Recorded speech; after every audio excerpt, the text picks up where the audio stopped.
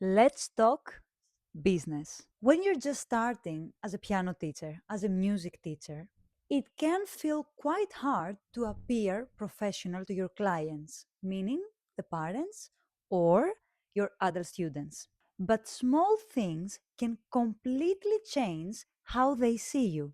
By the way, if you're new here, hi, my name is Gina and I run a very successful studio in the Netherlands where I currently have 40 students only on my own. So today I am sharing 5 practical ways to appear more professional to the parents of your students. Tip number 1: professionalism starts with clarity. Before you even begin teaching, you have to write down a clear policy for your lessons. Things like how do you do the payments? What is your policy about cancellations? And how often and when you do makeup lessons? Clear policies create confident parents that can trust you because they know that what they signed up for will be the actual thing that you offer. Also, it will make you completely worry free, and when conflicts appear, they're easily solvable. I will create another video that goes in depth into what you should write in your policies and how to write it exactly. But right now, all I can say is that in your policy document, you have to include cancellation policy, meaning if a student cancels, what happens then? Do you just not teach them? Do you refund them the lesson if they have paid already? Do they just not pay? Or do you give a makeup lesson instead? Which brings me to the second topic of your terms and conditions, which means makeup lessons policy. How often do you offer makeup lessons? In how many cancellations per month or per semester or per year will you offer makeup lessons? Do you offer makeup lessons at all? And when? Are they only in weekends?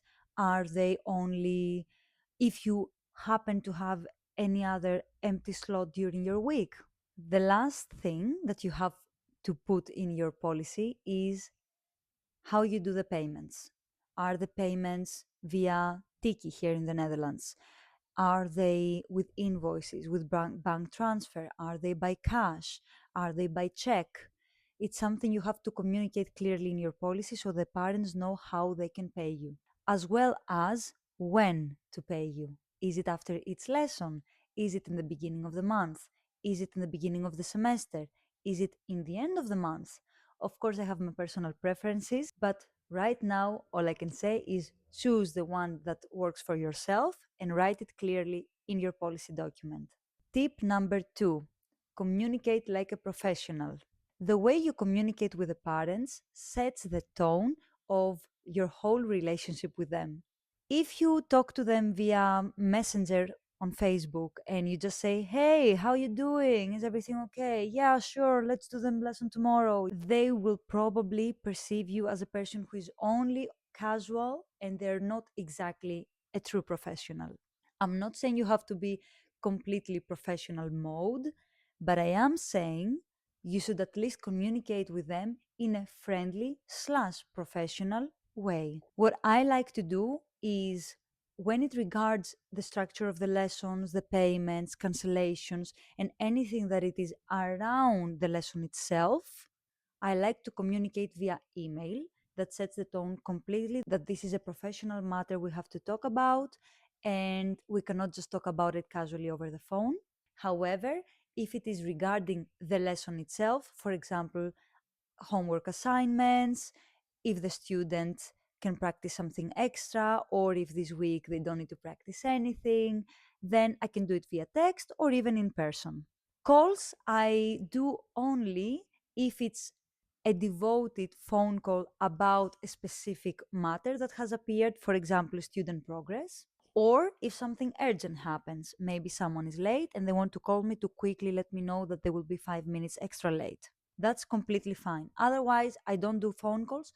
And the reason is number one, because it is very informal. And number two, because I often don't remember what we talked about on the phone. So I need to have it written down. All right, now we are on tip number 3.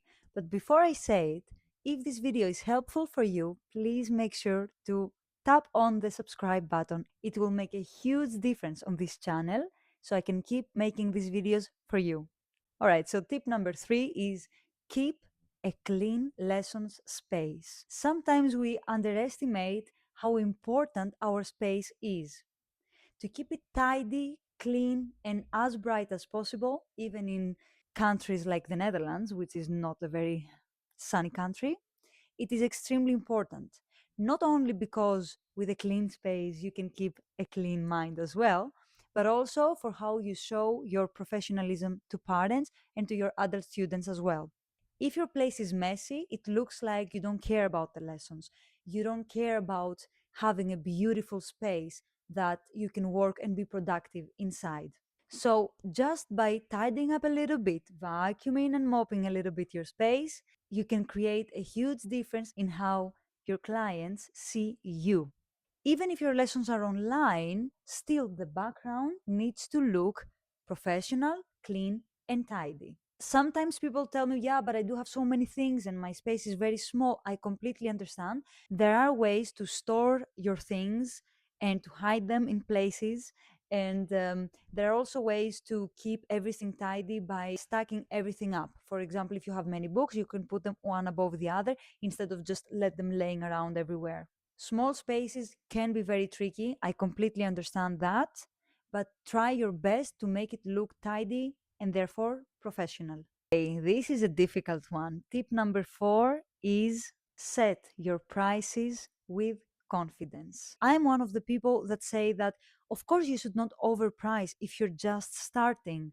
Yes, you should not be below the market price, absolutely not, but you should also not overcharge because you know that you still have a long way to go and you will learn many things in the process.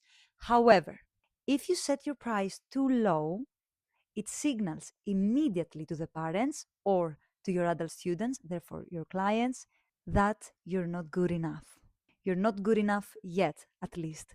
So set your prices at least in the minimum wage of the market to show that you are a professional. Maybe you don't have the most experience yet, however, you have your own advantages, but absolutely no way you should undercharge. And after that, I would say each year, maybe you can go 2% higher in your prices because obviously you will learn more, you will have more experience, maybe you will even attend courses, maybe you will watch many YouTube videos like this one to gain more knowledge about teaching. So, of course, you should charge more every year, but I would say start at least in the minimum wage of the music teaching fees of your country and grow each year more and more. Also, remember that it's different what you charge for if you go to the student's house and how much you charge if they go to your place, as well as how much you charge for online lessons. Some teachers believe that they should charge the same for online lessons and in person lessons. I don't disagree at all. Some teachers believe they should charge a little bit less for online lessons, also fine. But for sure, if you go to the student's house, you should absolutely charge your extra travel costs, but also your extra time of traveling. Which also brings me to tip number 5. Always, always, always be on time. I know. Why should I always be on time when my students always come late? Yeah, I get it. But you are the professional. You have to always be on time and not just on time. You have to be at least 5 minutes early where you have to be in your studio, in the student's house.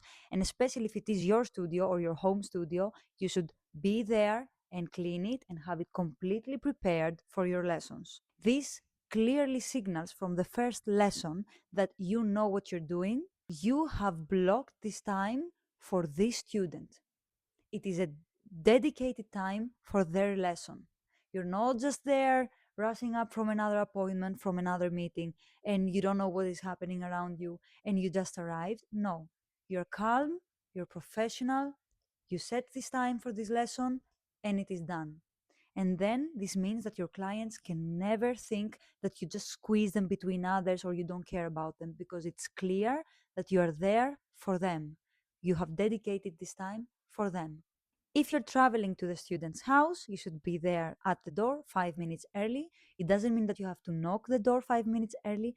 but you do have to be there.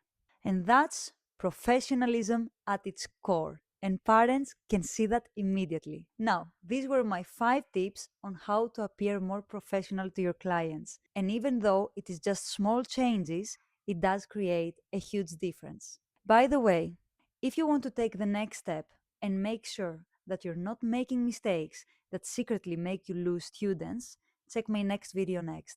5 common teaching mistakes and how to fix them.